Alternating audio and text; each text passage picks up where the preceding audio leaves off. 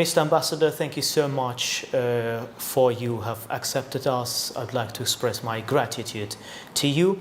The first question of mine will be, what projects are Baku and Islamabad going to implement in the liberated territories of Azerbaijan?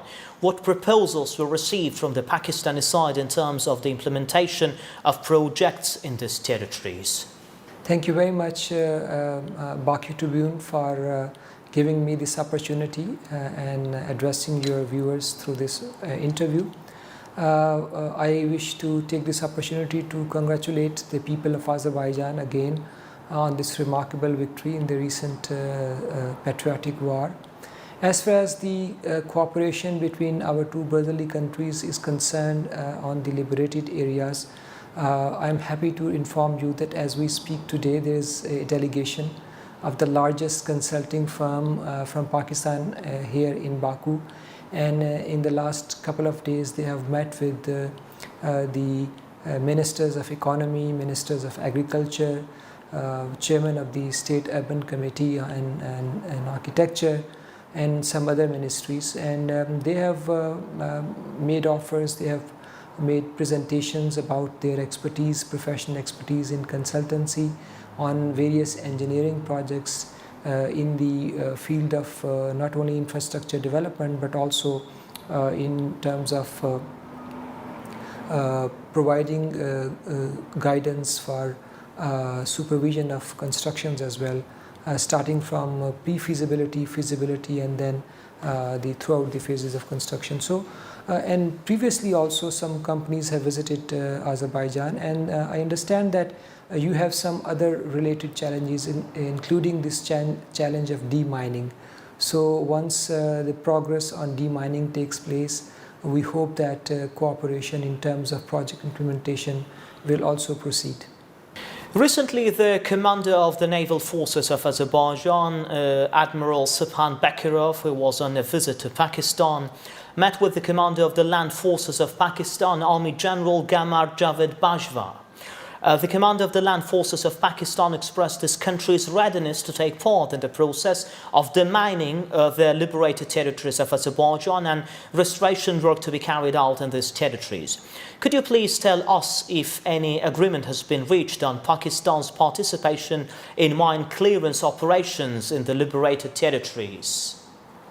So you have rightly pointed out this, the demining cooperation is on the table, and the two sides are already in touch with each other to discuss and agree on the modalities of how it will proceed.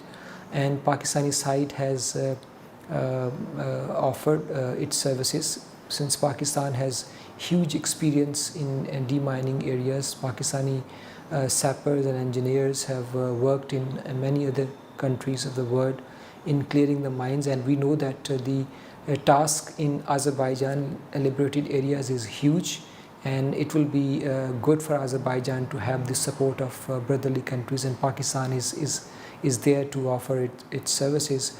And this discussion is going on with the concerned stakeholders in Azerbaijan, and we hope that soon you will be able to see Pakistani sappers arriving here to start the demining work. The third question of mine, Mr. Ambassador, Azerbaijan expects Pakistan to join the existing and emerging transport routes.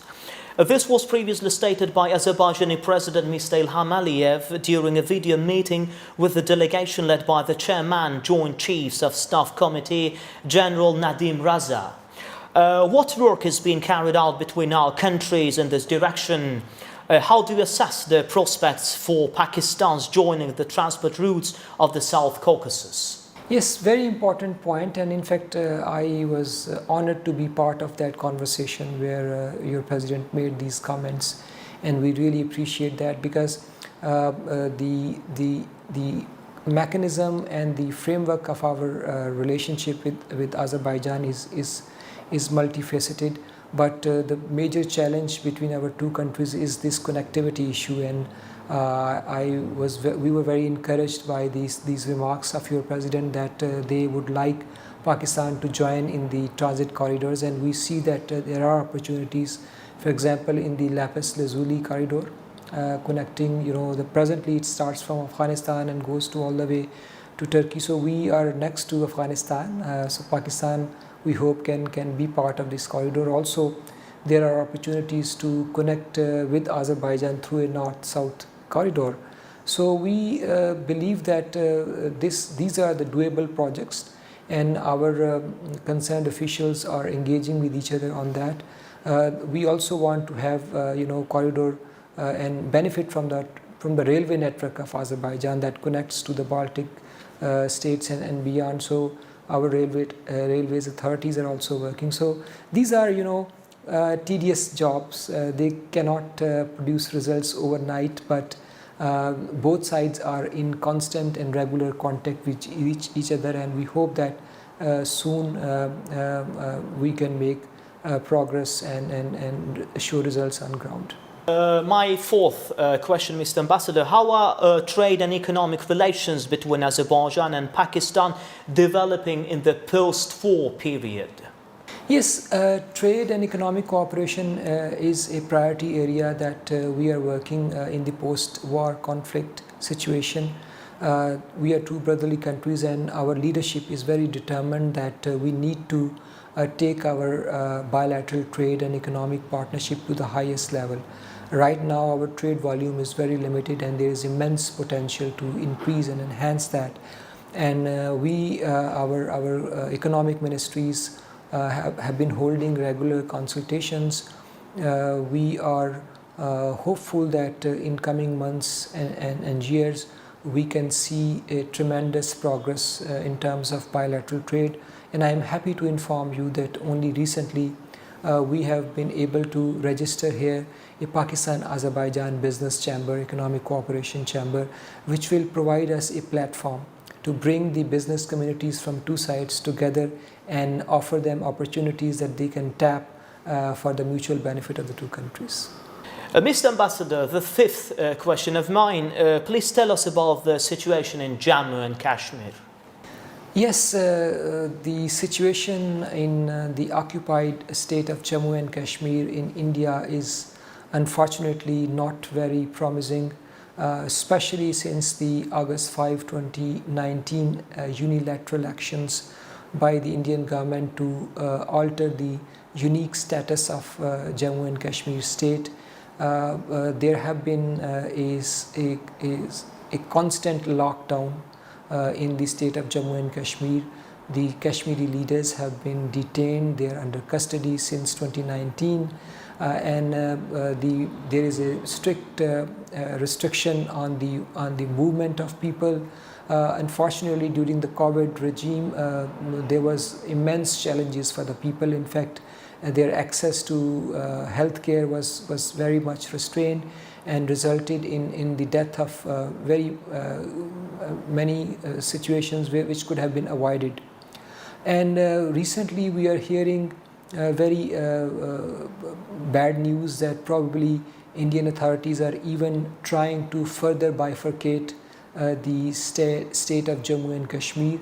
And what we fear is that these efforts are being done to alter the demography of Kashmir, because as you know that in Jammu and Kashmir Muslims are in majority, and Indians have been trying since 2019 to alter the demography, and then they are issuing domiciles to non-Kashmiri people to settle inside Kashmir, and they have issued millions of domiciles. Now they are trying to further bifurcate and divide the state of Jammu and Kashmir to diminish the identity, the unique identity of the Kashmiri people.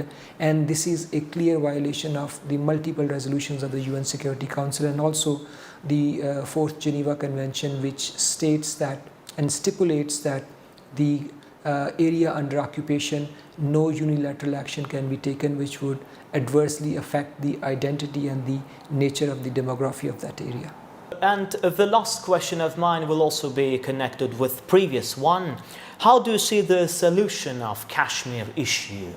And this is, although a very valid question, and we consider that this is a very complex situation. And, Pakistan has been desirous to engage with India to discuss not only Kashmir but all outstanding issues between the two countries. And our leadership has made this offer time and again to the Indian leadership, and they have offered that if India takes one step towards peace, Pakistan will take two steps. Unfortunately, the response from India has always been in negative, and they have been taking steps which adversely and further compromise the situation of peace and security in the region.